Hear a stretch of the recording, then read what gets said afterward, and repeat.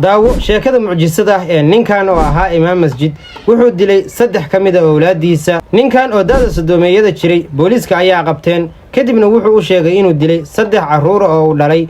booliisku gurigiisa ayay tageen kadibna waxay arkeen dhacdadan argagaxa leh. waa maxay sheekada ka dambaysa ninkan qisadiisa? waa maxay sababta uu u dilay ilmihii uu asagu sababta u ahaa adduunkan inay imaadaan markii horena uu jeclaa? halkan waa waayaha dunida. kusoo dhawaada barnaamij xasaasi ah. ugu horeyn ha ilmaamin daawada muuqaalka inaad like saarto una sii share gareedo dhammaan saaxiibada friendiska kula ah. xilligan muuqaalkan duubayo waa maalin jumco ah. istighfaarta iyo salliga nabiga afkaaga ku carfi. sidoo kalena ha ilmaamin akhrinta suuratul kahf. sheekadan wareer badan ayaa ku jira. ma jariima oo qof ka geystay ma mujrimba mase wuxuu ahaa qof caqli ahaan dhiman? ma qof la sixray ayuu ahaa mase qof uu jintaabtay? shakhsigan oo axmed lagu magacaabi jiray wuxuu dhashay sanadii 1976. yaraantiisii wuxuu ahaa cunug deggan, qunyar socod ah, dadka aan dhex gelin. intii qof bini'aadama uu akhlaaq leeyahana akhlaaq leh. yaraantiisii waxbarasho waa la geeyey, laakiin xilli hore ayuu waxbarashadii iska joojiyey wuxuuna bilaabay inuu shaqaysto. meelo kala duwan ayuu ka shaqaynayay asagoo dhalinyaro ah. 21 sano markii uu gaaray reerkiisu waxay u soo bandhigeen inuu guursadaan. gabdhihii magaalada oo dhan ayay u keeneen, laakiin dhammaantood waa uu diiday. ugu dambayn gabar dariskooda ah oo Muno lagu magacaabi jiray ayaa loo keenay. gabadhii ayuu aqbalay inuu guursado. waa loo doonay waana loo dhisay. iyagoo reer ah ayay degeen guriga aabihiis qaybta kore oo dabaqa qol ku yaalay. halkii ayay deganaayeen. noloshoodu caadi ayay ahayd. maalin noloshu ay u wanaagsanayd, maalinna sida dadka caadiga ayay ahaayeen. ugu dambayn wiil ayaa u dhashay, waxayna u bixiyeen Islaam. ayaan kadib haddana gabar yar ayaa u dhalatay, waxay u bixiyeen Yaasmiin. markii labadan carruurta ay u dhasheen xaaskiisii Muno fikrad ayay keentay. waxay dhahday gurigan ciriiri ayuu nagu yahay, ilmuhu waa ay noo badanayaan, waa inaan dhisannaa qol kale. fikradda xaaskiisa waa uu aqbalay, laakiin wax tilaabo ah ma uusan qaadin. lacag iyo shaqo kaloo dheeriye iyo ma uusan raadin. Muno waxay bilowday marka inay shaqo raadiso si ay lacag u aruuriso oo ay guri u dhistaan. Muno shaqo ayay heshay, waxay bilowday inay lacag aruuriso. asaguna markuu arkay xaaskiisu inay shaqaynayso, shaqooyinkii oo dhan badankooda waa uu iska dhaafay.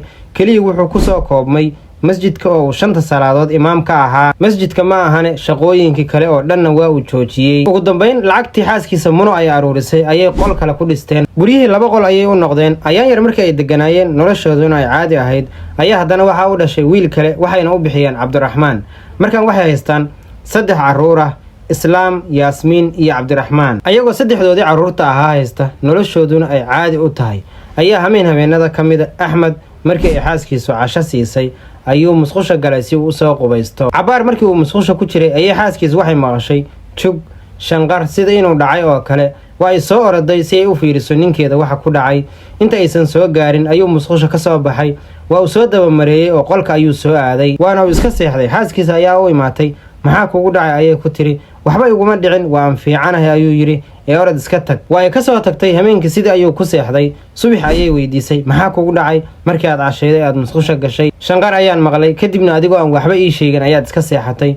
wuxuu yidhi anigu waxas maba xasuusto, waxaan xasuustaa inaan casheeyey oo seexday. maxaad ka hadlaysaa? halkii ayay uga socotay sheekadii, laakiin markaas wixii ka dambeeyey waxay aragtay inuu habdhaqankiisu isbedelay. ilmihiisi uu dhalay uu dhibsanayo, ka fogaanayo, uusan la ciyaarayn oo u soo dhowaanayn, sidii u lax jeclay jiray uusan u lax jeclaynayn. iyadoo habdhaqankiisa la yaaban ayuu haddana wuxuu yidhi maalin maalmaha ka mid a, ilmahan ciriiri ayay nagu hayaan, dadka ayay hadhow dhibaataynayaan, jin ayaa ku shaqaysanaya, waa inaan ka takhalusnaa. hadalkii ayay haddana la yaabtay, laakiin waxay istiri wuu iska kaftamayaa. laakiin hadalkii noocaas ah ayuu dhowr mar ku soo celceliyey. ilmahan waa inaan dilnaa, ilmahan waa inaan ka takhalusnaa, awood dheeraad ah ayay leeyihiin. yacni hadallo wareer ah oo aan la fahmi karin oo meel loo raaca aan lahayn. halkii ayay sheekadii uga socotay, laakiin xaaskiisu hadalladan wax weyn uma aysan arkin.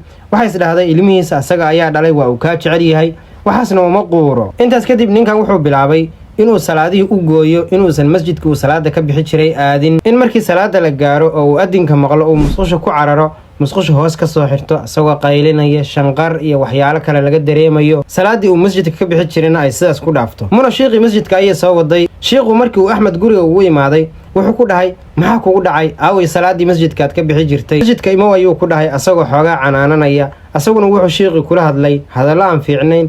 wuxuu dhahay aniga ayaa imaam ah, aniga la ima amro. shiiqii hadallo taagtaag ah ayuu ku dhahay. kadibna shiiqu wuxuu dhahay warniyow sidan caadi kuma tihid, waa lagu quraan saaraya oo waa lagu cilaajinayaa. sheekhu markuu intaas dhahay asaguna wuxuu dhahay aniga ilmahayga ayaa dhibaatay ugu haya, ciriiri badan ayaan dareemayaa. Ilmahaygu waxay leeyihiin awood gooniya oo ka baxsan awoodda dadka, hadhow dadka ayay dhibaataynayaan, marka waxaan rabaa inaan ilmahayga dhammaantood dilo oo aan ka takhaluso. Ninkii Axmed ahaa markuu hadalkaas dhahay waa uu baxay, dibna uma uusan soo laaban. 2 asbuuc ayay qoyskiisa iyo ehelkiisu raadinayeen, meel uu ku dhibcay iyo meel uu ku dhuuntana waa la waayay. 2 asbuuc kadib ayuu soo baxay. Markuu soo baxay waxaa la weydiiyey, xagee ayaad aaday, xageed ku jirtay? asaguna wuxuu yiri meel aan aadayba ma aqaan. markaas kadib waa la qabtay, quraan saar ayaa lagu bilaabay. sheekhi masjidka ayaa quraan ku akhriyay, ayaan dhan ayaa la quraan saarayay. markii ayaan quraankii lagu waday wuu soo roonaaday, waxaa la arkay xoogaa inuu soo hagaagsanaanayo. kadibna gurigiisa ayuu yimid, ilmihiisa iyo xaaskiisa ayuu u imaaday. markuu maalmo yar joogay ayuu maalmaha ka mid ah wuxuu guriga soo galay asagoo qaylinaya, midi gacanta ku wata. wiilkiisa weyn ayuu rabay inuu midida ku dhifto, laakiin xaaskiisa ayaa ka badbaadisay, gacan ayuu ka dhaawacay. markay aragtay waxaana inay dhab ka yihiin, muno ilmihii waa ay la carartay, guriga adeerkeed ayay geysay. mar ay ayaan dhan ilmihii meesha ku haysatay, maalin maalmaha ka mid ah iyadoo ka maqan ayay ilmihii waxay uga tagatay wiil walaalkood ah oo adeerkood dhalay. Axmed ayaa imaaday gurigii oo cidla ah oo 4 carruurta oo kaliya ay joogaan, asagoo midi wata ayuu imaaday. wiilkii yaraa oo adeerku dhalay ayuu marka hore handaday. kii yaraa waa uu cabsaday oo meel ayuu iska fariistay. wuxuu qabtay wiilkiisii u weynaa ee islaam lagu magacaabo, qolka ayuu la galay oo hoos ayuu ka xirtay. midi ayuu la dhacay. markuu ogaaday inay naftu ka baxday, waxaa ag taagan oo uu horteeda walaalkeed ku dilayaa gabadhii yareed ee Yaasmiin lagu magacaabi jiray. ayadiina waa uu qabtay, sidoo kale ayuu midi ula dhacay ilaa uu nafta ka qaaday. markaan waxa uu haray wiilkii yaraa ee xilligaas la nuujinayay oo Cabdiraxmaan lagu magacaabo, asaguna qol kala joogay. waa uu u tagay, kii yaraana sidoo kale ayuu u dilay. markii dhammaantood uu ogaaday inuu dilay ayuu asagoo mididiisa dhiigga lahayd wata banaanka iska aaday. booliiska ayaa qabteen marka ninkan asagoo mididii dhiigga lahayd wata. waxay dhaheen maxaad samaysay? kadibna wuxuu dhahay waxaan dilay 3 carruur oo aan dhalay ayaan nafta ka qaaday.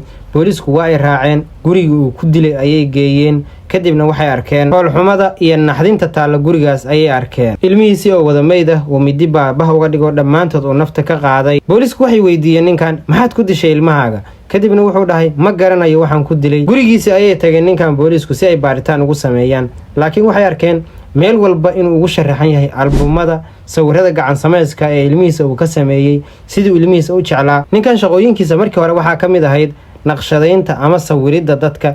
ilmihiisa siduu u jeclaa sawirada uu ka sameeyey ee quruxda badan ee meel walba gurigiisa ka mid ugu sharaxan ayay booliisku arkeen. waxay ku dhaheen hadda maxaad dareemaysaa?